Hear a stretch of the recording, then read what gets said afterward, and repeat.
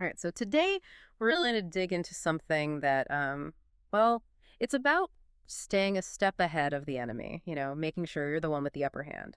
And it all comes down to intelligence, especially in a large scale fight. We're cracking open ADP 20, Chapter 5, Fighting for Intelligence. And let me tell you, this isn't just some theoretical mumbo jumbo. This is the Army's guidebook to winning the information war, plain and simple. You hit the nail on the head. This chapter really drives home how different the game gets when we go from, say, peacekeeping or smaller deployments to a full-on conflict with a near-peer adversary. The stakes change, the battlefield changes, everything changes. Yeah, and the chapter doesn't shy away from that, does it? It paints a pretty clear picture of just how tough it is to gain that intelligence edge in that kind of environment. Absolutely not. I mean, imagine a battlefield where every inch is saturated with advanced technology and every move you make is being watched, countered. Integrated air defense systems that can swat a multi-million-dollar drone out of the sky like it's nothing. Long-range missiles that force you to spread out, making communication and coordination a nightmare. And don't even get me started on the camouflage. We're talking about tech that could make a tank look like a bush. It's like trying to find a needle in a haystack while blindfolded and someone's actively hiding the needle from you. And we haven't even factored in cyberspace electronic warfare. That's a whole other can of worms. Oh, absolutely. Yeah. Those domains add a layer of confusion and deception that you can't even see. It's no wonder the Army is putting so much emphasis on this whole fighting for intelligence concept. The old ways just aren't going to cut it anymore. So how do we adapt to this new reality where intelligence isn't a guarantee, but something you have to fight tooth and nail for every single second? Well, the chapter lays out a very specific division of responsibility, and it really highlights how crucial the commander and their intel team are. We're talking the G2 at the higher levels, S2 for those on the ground. This is a team effort, top to bottom. So it's more than just analysts hunkered down in a dark room somewhere staring at computer screens all day. Way more. Think of it this way. The commander is like the director of this big high-stakes intelligence operation. They set the priorities, ask the critical questions that get the ball rolling, make sure everyone's on the same page. It's about constantly connecting what they need to know with what the intel team is doing. Sounds like a two-way street. The commander's providing that strategic vision, and the G2 or the S2 is making sure the intel they gather is actually useful in the real world, back on the ground where it matters. Exactly. It's that constant back and forth, that tight partnership that really makes the whole intelligence warfighting function hum. Because at the end of the day, raw intel, it's just data. It needs to be turned into something actionable, something that can actually influence decisions on the battlefield.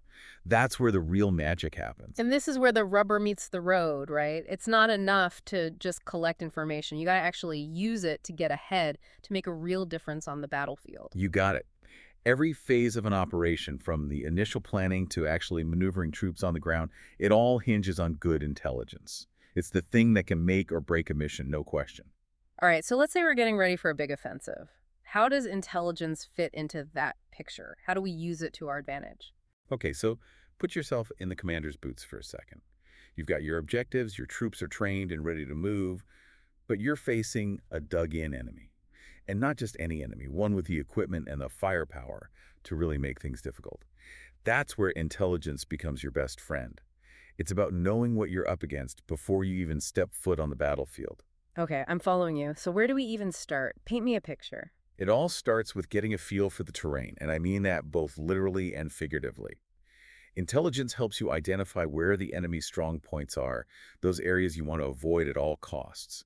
But even more important, it's about finding the gaps, the weak spots in their defenses, the places where you can hit them hard and have the biggest impact. So it's like having a cheat sheet, knowing exactly where they're vulnerable before you even engage. Exactly. And it goes beyond just the initial planning phase.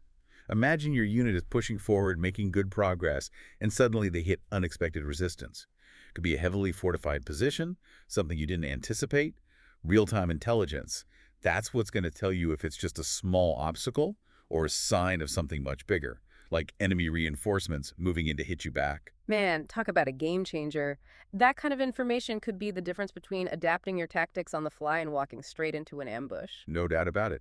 And that's why ADP 2.0 really emphasizes this thing called intelligence preparation of the battlefield, or IPB for short, because who doesn't love a good acronym, right? Hey, we try to keep things clear and concise around here. No alphabet soup if we can help it. Music to my ears. So IPB, it's all about getting inside the enemy's head. anticipating your moves, figuring out where they're going to be and what they're going to do before they even do it. So instead of just reacting to what's happening, you're trying to stay one step ahead of the enemy, dictating the terms of the fight. Now you're getting it. Think of it like a chess match. You're always thinking a few moves ahead, analyzing their every move, looking for those patterns. That's what IPB allows you to do. And to do that effectively, you need intel. And I mean a lot of intel from every source you can get your hands on. Which brings us to information collection. But Chapter 5 makes it clear that it's not just about satellites and drones anymore, right? We've got boots on the ground, signals intercepts, the whole 9 yards. You're absolutely right. We're talking about a whole network of sources, each one playing a critical role in building that complete picture. Human intelligence gathered by scouts and patrols, signals intelligence picked up from enemy communications, open source information, even stuff you can find on social media. You'd be amazed what a little bit of online digging can uncover these days. It's all about connecting the dots, putting the puzzle pieces together. So we've got all this information pouring in from every direction. It's like drinking from a fire hose. How do we make sense of it all? Make sure it gets to the right people at the right time. The chapter breaks down these 4 main information collection missions, and I gotta say, they sound pretty intense. Well, the intelligence game, it's not for the faint of heart. But you're right, it's not just about collecting information, it's about making it actionable. And that's where these missions come in. Think of them like different tools in a toolbox, each one designed for a specific purpose. Let's start with reconnaissance. I mean, that always sounds so, I don't know, cloak and dagger. What's the main goal there? What are we trying to achieve? Think of reconnaissance as the tip of the spear, the eyes and ears on the ground. It's about getting those really crucial, time-sensitive answers and fast. What's the enemy doing on the other side of that hill? What kind of defenses do they have set up?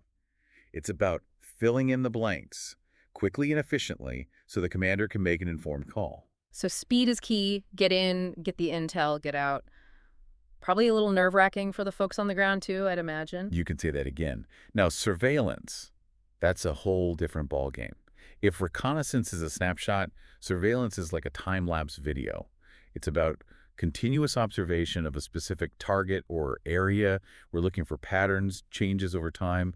It's the long game. So you might use surveillance to keep an eye on a known enemy supply route, or track the movements of a key enemy unit over a period of days or even weeks. You got it. It's about spotting those subtle clues, the little details that might signal a bigger move down the line.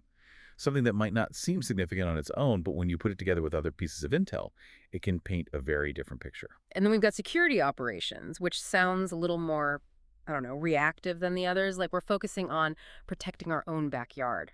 There's that old saying, the best defense is a good offense. Yeah. Right. But you can't completely neglect your own defenses. And that's what security operations are all about, protecting our own forces. Think patrols to prevent ambushes, counterintelligence to root out spies and saboteurs, even cybersecurity to protect our networks from attack. It's about minimizing our own vulnerabilities, especially in the fog of war where things can change in a heartbeat. Can't argue with that. All right. And last, but definitely not least, intelligence operations. Now, this sounds like where things get really interesting. We're talking about missions behind enemy lines, maybe a little psychological warfare thrown in for good measure. Well, we're not quite talking about Hollywood here, but intelligence operations do involve a certain level of, shall we say, creativity. It's about actively shaping the enemy's perception, using their weaknesses against them. Think of it as a more proactive form of intelligence gathering. Okay, I'm intrigued. Give me an example. How would that actually play out? Let's say you've captured enemy documents or intercepted radio chatter. Analyzing that intelligence could reveal their plans, their vulnerabilities, their entire order of battle. It's about turning every scrap of information, no matter how small, into a weapon. Deception can be a powerful tool as well. We could intentionally leak false information, leading the enemy down a rabbit hole while we make our own move. It's about staying one step ahead, always keeping them guessing. So fight really is the operative word here, isn't it? It's a constant battle for every scrap of information. And it takes adaptability, a willingness to think outside the box, and yeah, maybe even a little bit of cunning at times. It's not just the intelligence folks who are responsible, though, right? You hit the nail on the head. From the rifleman on patrol who spots something out of place to the analyst poring over satellite imagery, everyone plays a role in this fight. That's the key takeaway here. Intelligence is everyone's responsibility. It's a team effort, and the more we can instill that mindset, the better off we'll be. Because in modern warfare, information is the ultimate force multiplier. It's not just about having the best equipment or the most troops, but about who can gather, analyze, and act on information the fastest. And that, my friends, is how you win the intelligence war and make sure those stars on your shoulders keep shining bright.